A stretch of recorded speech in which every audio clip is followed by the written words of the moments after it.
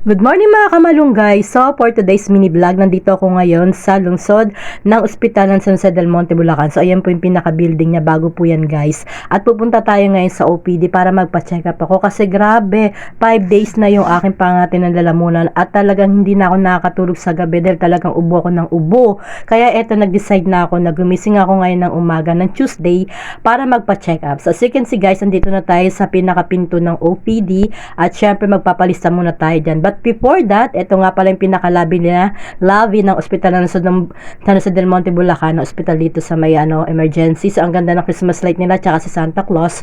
So pumunta tayo doon sa may pinaka OPD at sa kailangan natin dalhin yung ating record. So ito, umakit ako dito para kuhain yung record ko kasi may record na pala ako rito nung nagpabaksin ako ng animal bite last month pa. So ito, at umakit tayo rito at kukunin natin yung record natin. So hindi ko alam, nandun lang pala sa pinakapinto sa kabila yung record at umikot pa talaga ako dito sa may taas para lang bumaba. At syempre, ayan, umikot ulit ako at paglabas ko, ito lang pala yung record section na nadaanan ko na. So medyo nakakalito kasi nga hindi naman tayo masyadong pumupunta rito. At ayan yung mga pasyente na nakalista na at waiting na lang para sa check-up yan at calling ng nurse. So andito muna ako sa may labas ng record para kuhain yung ating record. And then luckily, ito, at nakuha na natin yung record natin kasi pag wala tayong ganyan, I think may babayaran tayo para sa yellow card. Kasi yellow card, para yun makikita nila kung anong number yung record mo dito sa may ospital na to ng lungsod ng San Jose del Monte, Bulacan. So as you can see guys, eto na nga yung mga pasyente at meron itong mga bata, matanda at saka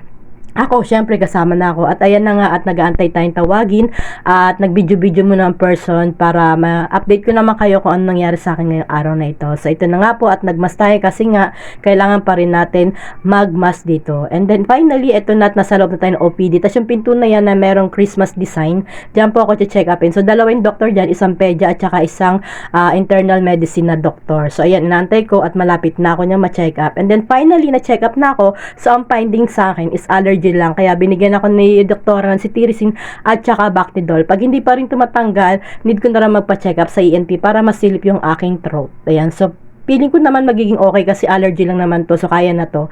And then finally, ito, lumabas na ako sa may kanto sa butika para bilhin ko na yung cetirizine at saka gargle para naman mamayang gabi makatulog na ako ng maayos dahil puyat-puyat ako gabi-gabi. So ito lang aking ganap ngayon guys, ang magpa-check up ng aking sarili.